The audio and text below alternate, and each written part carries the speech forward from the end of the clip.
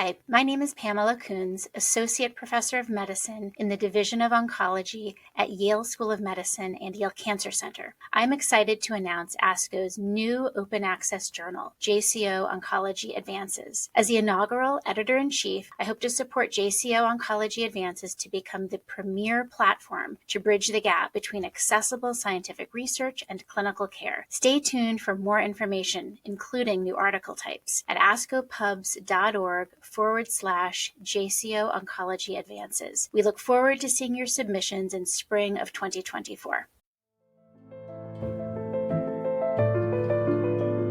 The guest on this podcast episode has no disclosures to declare. Welcome to this JCO Article Insights episode for the October issues of Journal of Clinical Oncology. This is Davide Soldato, and today I will have the pleasure of interviewing Dr. Jacob Sands, co-author of the manuscript titled First in Human Phase 1 Dose-Escalation and Dose-Expansion Study of Trophoblast Self-Surface Antigen 2-Directed Antibody-Drug Conjugate, Datopotamab Deruxtecan in non-small cell lung cancer, tropion pan-tumor 01. Dr. Sands is a medical oncologist working at Dana-Farber Cancer Institute in Boston and assistant professor at Harvard Medical School. His main field of research and clinical interests revolve around improving screening and diagnosis of lung cancer and also on developing novel therapeutic agents for this disease. So welcome, Dr. Sands, and thank you very much for accepting our invitation today. Happy to join. Thanks for having me. I just wanted to start with a very general question because I think that we are going to discuss a very important study, and the manuscript that you co-authored is going to look at the safety and the efficacy of this novel ADC, Datopotamab Deruxtecan, that is targeting TROP-2. But I just wanted to have a little bit of context before starting to discuss the safety and the efficacy data. So the population that was included in the study included more or less 60% of patients that received 3 or more lines of therapy, and also 20% of patients received 5 or more lines of therapy. So I think that this is a very particular population, especially considering that we are speaking about non-small cell lung cancer. And so I wanted to have from you like a general context, like what are the therapeutic options for these patients normally in clinical practice, and what do we expect in terms of outcomes and in terms of toxicity? Yeah, so as you point out, this is a highly pretreated population in general, which is to say that they've really gotten the most effective lines of treatment up to this point. Now, we certainly do see some efficacy from some of the later lines of therapies in some patients, but inherently there is a decreasing response rate and decreasing durability of these responses as patients get further along in their treatment courses as far as lines of therapy.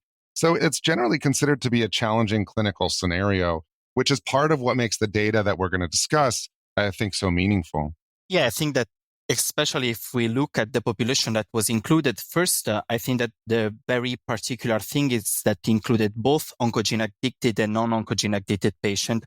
And also the great majority of these patients received the most effective treatments that are available because they all received more or less immunotherapy and platinum-based chemotherapy, if I'm not mistaken. That's right. And that's an important distinction that you're drawing in the patients with oncogenic drivers. And of course, there's plenty of data with this compound with Dato-DXd in that population as well. But broadly speaking, in the non-oncogenic actionable alterations where they've gotten chemo, immunotherapy, those really are the most meaningful. Of course, docetaxel has been a long-standing second line that I'd say there is less and less enthusiasm about that as a line of treatment, as we've seen some of these other more novel therapies that have just a better toxicity profile in particular, but also some with really durability that we don't quite see with docetaxel as well. And so once you're getting past that, you're really now reaching a bit deeper to then have something that is well tolerated and has efficacy. That's a setting where we really need it even more. So going back to the results of the study, as we kind of pointed out, this was a very standard classic with a Bayesian design phase 1 dose escalation and dose expansion study of this novel ADC, Datopotamab Deruxtecan. So I just wanted to go over with you and to provide our listeners a little bit with some data regarding the doses that were explored, and then what were the doses that were selected for the expansion, and also to discuss a little bit the safety data. We were discussing the trade-off between risk and benefit, especially in patients that are very pretreated, searching for this kind of sweet spots between the toxicity and the efficacy. So I just wanted to put in context a little bit the data that you reported in the manuscript. Yeah, that's right. So like phase ones go, we started with a low dose at 0.27 milligrams per kilogram, and dose escalations occurred up to 10 milligrams per kilogram. The 10 milligram per kilogram dose did have toxicities that really made it not considered to be tolerable, and that mostly being mucositis and skin. And so it was then back down to 8 milligrams per kilogram. And then there was a dose expansion at 4, 6, and 8 milligrams per kilogram. The 4 and 6 milligram per kilogram doses had 50 patients enrolled within those cohorts and 80 patients within the 8 milligram per kilogram cohort to then get much more data, of course, for efficacy and tolerability within those levels. Ultimately, each of them really demonstrated some efficacy as well as general tolerability. The 6 milligram per kilogram dose was really the one selected overall for further testing in future trials based upon the data out of this one that we're going to discuss further. What were the main side effects that you observed in the trial? And particularly, do you think that there is some kind of special toxicity that should be looked at when using this novel type of ADC? Certainly, there are some novel toxicities to really pay attention to. And maybe I'll just point out before diving into the toxicities that this is in many ways chemotherapy. The antibody-drug conjugates, as listeners probably know, are an antibody that has a linker bound to chemotherapy, what's called the payload. And in this case, it's a topoisomerase 1 inhibitor with the antibody to TROP-2. So the cells on the surface, when there's TROP-2 expression, the drug binds to that, gets pulled into the cell, and releases that chemotherapy intracellular. But it is still chemotherapy. And so some of the toxicities are things that we commonly see with chemotherapy drugs. Although broadly speaking, I would say we're able to deliver higher doses of that chemo to the cells in this kind of targeted dosing of chemotherapy to give the chemo intracellular. Now, that being said, some of the toxicities that we see from this drug in particular that are a bit different is the stomatitis, mucositis. That is something that has occurred. Now, I've found that if it's really severe, then with a dose reduction, that has really substantially improved any toxicities with future dosing. And at a 6 milligram per kilogram dose, a dose reduction to 4 milligram per kilogram is still within a dose range where we saw plenty of efficacy within the trial that we're discussing. That being said, if one can help patients tolerate it better, if it's more mild symptoms, if it's not severe, then that's better in maintaining that dose. And interesting things like ice chips at the time of infusion, so cold within the mouth, kind of like the cold caps to try to reduce alopecia at the time of infusion of the chemo may help some. Steroid rinses also can be helpful, but really these are things to help prevent stomatitis from being severe. It's harder when that occurs, then the treatment for improving it is a bit different. We do know, though, that that does improve with time. So even when it was severe with that infusion, it does improve as patients get further out from those doses. Of course, another one is dry eyes or irritation within the eyes. And if that is severe, then, or even mild, actually, I'd say when there's any known toxicity like this is to involve ophthalmology. Now, within this trial, ophthalmology was involved and patients had to get a baseline eye exam and they would get checked at different time points throughout the course of the trial. And so they were being monitored. I did not have anyone who needed to stop the drug because of this. The patient I had with the longest standing response to therapy did have some dry eye. It was not bothering him so much, and he had this real aversion to using eye drops. It was very hard for him to make himself use these. But when I told him, look, if this gets worse, you might have to come off the trial, that it might not be our decision, just by the way the trial describes it, if this gets worse. And so for him, the fear of having to come off the drug was really the thing that helped him to then start using his eye drops, which really helped to control that a bit more. And so that is something to monitor for. But the biggest thing really is interstitial lung disease. This is something that is a complex topic, I think, because it's something that we need to be very aware of and monitor for. At the same time, a diagnosis of interstitial lung disease can be challenging. There really were not cases where we had pathologic confirmation of this diagnosis. These are clinical diagnoses in the cases on this. Now, there was an adjudication committee that would review all of the data and come to a determination of whether this looks like drug-related ILD or not. But for clinicians, when you see a patient whose scan shows some inflammatory markings or inflammatory appearing markings on a scan, we see that all the time with other drugs too. And so determining what is potentially incidental versus drug-related, I think in most cases on a trial, when we're unsure, we lean toward drug-related.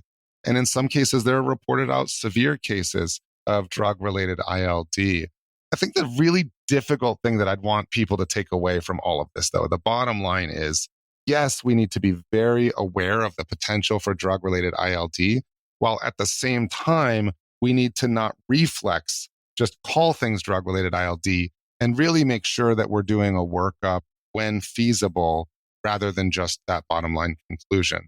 We see it at a rate related to the drug that I do think it's real, but we also need to, when treating individuals, try to identify any other potential etiology. I did have one patient that really looked absolutely classic for this diffuse drug-related ILD that ended up ultimately really being what looked more like tumor progression in just a radiographic pattern that looked more like an inflammatory process than it did the way we would typically see cancer progression. And so this has really, for me, I think, highlighted this as a topic where I'm diving a bit more into that description.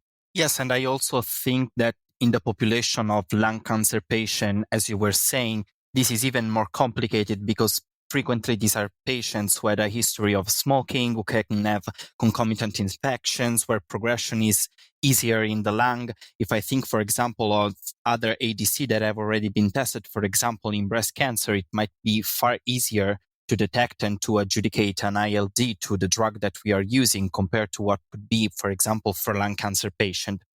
So if I understood correctly, the toxicity that, in your opinion as a clinician, they are more complicated to treat, let's say, on a more daily basis, are more stomatitis and inflammation, but maybe the one that you experience as potentially more severe are always related to lung toxicity. Well, I think the scary thing about the ILD is that we have higher grades of ILD, and this is a toxicity that then can become life-threatening.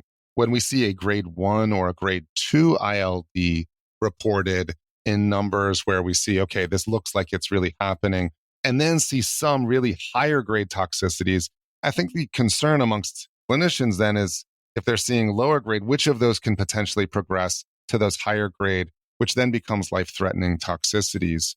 Whereas dry eyes certainly can become a nuisance. We didn't see any blindness or something like this. And the stomatitis resolves as you hold the drug. And in some cases, really before the next cycle even comes, it's just more a matter of controlling the discomfort, which can be severe. I'm not minimizing that. I think that's why ILD stands out so much, is that becomes a potentially life-threatening thing. And to your point, exactly, these patients with a smoking history, on other drugs, we see these inflammatory findings. Now, in some cases, we know it can be from the drug. In other cases, we see it and know that it's essentially incidental. And I'll say to patients, hey, we see this. It's something we'll monitor on future scans, and these can wax and wane. When you have a patient on a drug with a high attention towards something like ILD, there can be what I'm cautioning against is a reflex attribution to that drug in all cases. I'd urge clinicians to individually assess each of these patients to get a sense of whether they think that that's going on for that person, knowing that it's often not possible to say with 100% certainty in any of these cases. But we often see waxing and waning inflammatory findings. And in many of these patients with heavier smoking histories in particular, there can be waxing and waning respiratory symptoms. So the question is, are there instances where there is what really is an incidental inflammatory findings and incidental respiratory waxing and waning that then suddenly we call a grade 2. At the same time, on the other part of that, if there is something that seems like it really may be a drug-related ILD, is doing that workup and really evaluating and diagnosing that before it progresses to a point that really there are severe symptoms.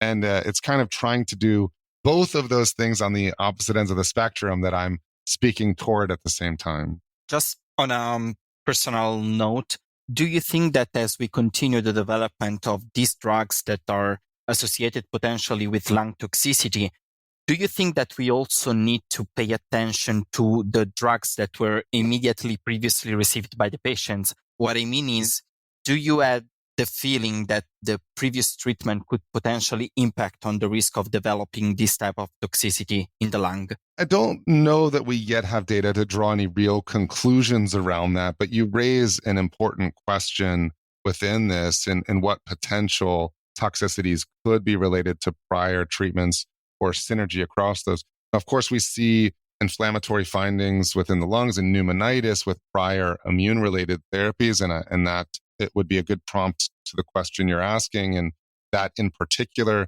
we also see this in some of the targeted treatments, although not nearly to the same percentages. I don't know that we can draw conclusions from this. I would speculate that the mechanisms of action of each of these drugs are so different that I would not hypothesize real synergy in those toxicities, but it is certainly something to be aware of and an important question that you're raising. I think that apart from the safety data that I think that we dissected, the other end of the spectrum would be finding a drug that this very pretreated population could still give us some efficacy data. So you already mentioned that in the dose expansion cohorts, so 4, 6, and 8 milligrams, we had more or less signals of activity and of efficacy of these novel drugs.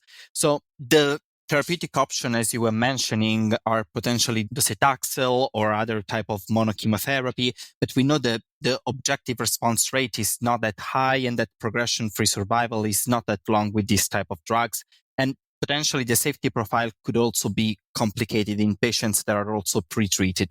So I just wanted to discuss a little bit the efficacy data and to see if there is really promise in this type of delivery of chemotherapy, as you were saying with the ADC. We saw response rates of about 25% across all 3 of those cohorts. The manuscript outlines the 4 milligram, 6 milligram, and 8 milligram cohorts within a chart showing the efficacy outcomes. And really, it's around 25% across the 3 of those, which in this patient population, as we've discussed, heavily pretreated, to have a response rate of 25% is really quite promising that there really is substantial treatment effect. On top of that, we also see a duration of response of really around 10 months. So in the patients that are having a response, there really is some durability. Now, it's tragic that 10 months is considered durable within this population, and it really highlights the ongoing need for further drug development, because I don't think anyone would say that 10 months is enough. We need dramatically better. But within the context of what we currently have, a 10-month duration of response is really quite meaningful and a response rate of 25%. Now, it also describes a disease control rate. And I always have to put a little asterisk to this. I mean, I think we see this increasingly, the disease control rate being reported, and it always looks quite a bit better than the response rate. And that's essentially incorporating stable disease. And although I would never claim that everybody with stable disease is truly benefiting from a drug across all of the studies where this is reported out, there is a spider plot which really highlights a number of patients that are not considered responders, but with responses, a handful of them beyond 6 months of disease control, even though they're not considered responders. And one of them beyond a year with still ongoing disease control. So even within that stable disease group, I'd say there are some who are really clinically benefiting from the drug, which is to say that really even beyond the 25% response rate, we are seeing some others that are truly benefiting from this. Yes, and I also think that for these patients, especially when they can develop even very rapidly symptoms that can potentially also impact in quality of life, having a drug that achieves this level of stability with maybe no deterioration in clinical symptoms, I think that it's still probably a very meaningful objective to obtain for this type of population. Of course, I think that with future studies, we will also have probably health-related quality of life data that will tell us more about the impact of this type of drug in this setting. But I still think that this could be potentially a relevant endpoint, even if we don't achieve what we officially consider as a response as per RECIST criteria. So I think that we have talked a little bit about the efficacy data. So we are kind of entering a novel area where more and more ADC are being tested, are being included in clinical practice. For example, if I think about breast cancer, we already have 2 that are approved that can be used.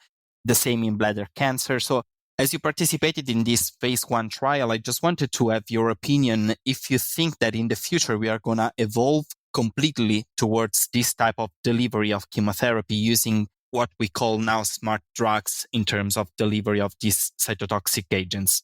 It'll be interesting to see. We certainly will see other generations of ADCs. I mean, I think we're really just at the beginning with this technology. We certainly have now a very solid foundation to build upon where we have effective targets and effective payloads. We've highlighted some of the toxicities we're seeing from that. Also, I'd highlight within this drug with TROP-2, the amount of expression has not seemed to really be a driver in this. And some of that may be the bystander effect, which I'd call a real benefit of the drug, where the payload as a drug goes through apoptosis and lyses, that payload that releases then into toward the surrounding cells is membrane permeable and crosses into other cells, leading to potentially more efficacy.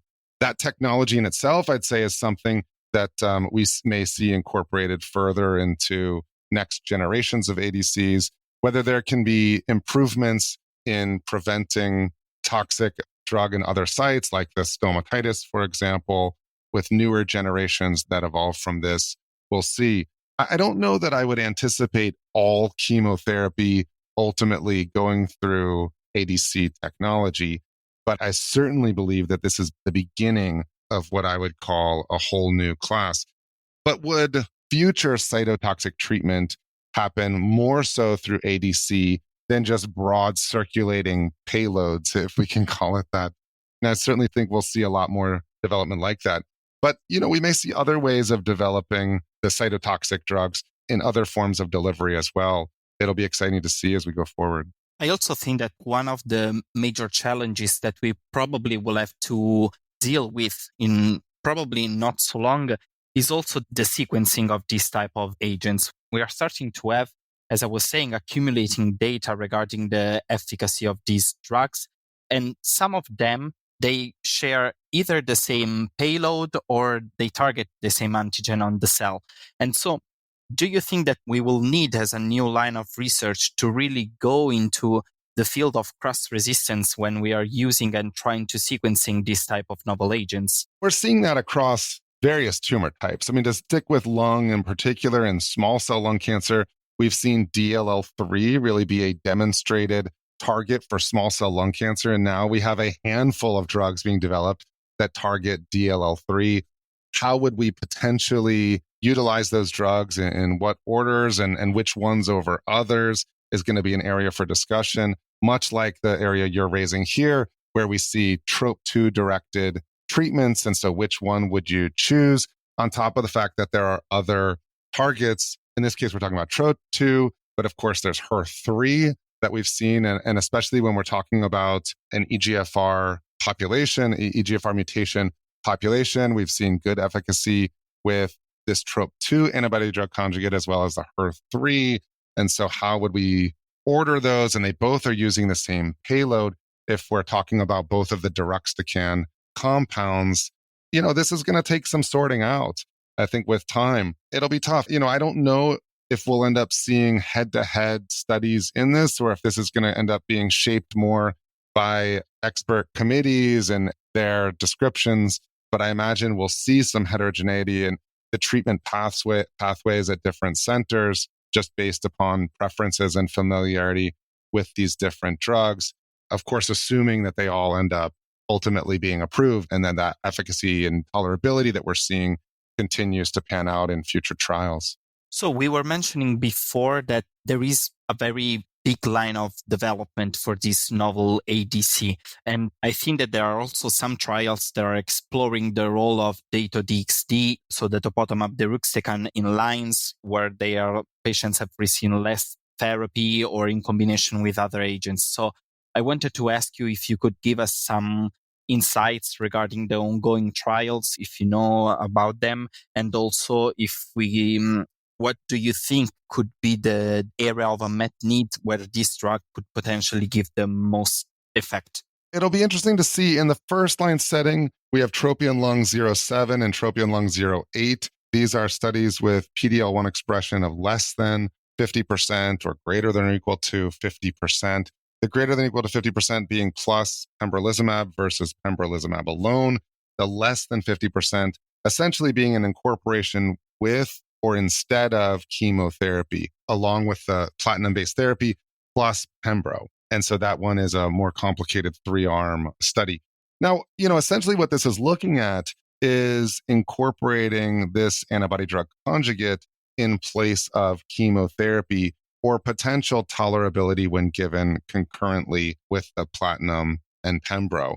Whether or not we'll see some synergy with the chemo and the pembro, I guess I would hypothesize that we would likely see at least similar to when giving the chemotherapy, or at least that's the hypothesis driving the trial design. If anything, whether we note improved tolerability relative to those getting, I'd say, the carboplatin component, because certainly within non-squamous non-small cell, pemetrexed is generally very well tolerated.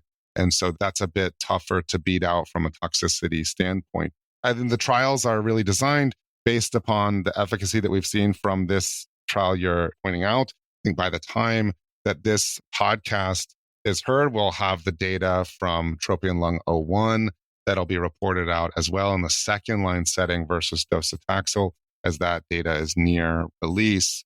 These are areas for ongoing attention, certainly. Thank you, Dr. Sands, for being with us today. This concludes our episodes of JCO Article Insights. We discussed with Dr. Sands the results of the manuscript titled First in Human Phase 1 Dose-Escalation and Dose-Expansion Study of Trophoblast Cell Surface Antigen 2 Directed Antibody-Drug Conjugate Datopotamab Deruxtecan in non-small cell lung cancer, TROPION-PanTumor01. This is Davide Soldato. Thank you for your attention and stay tuned for the next episode.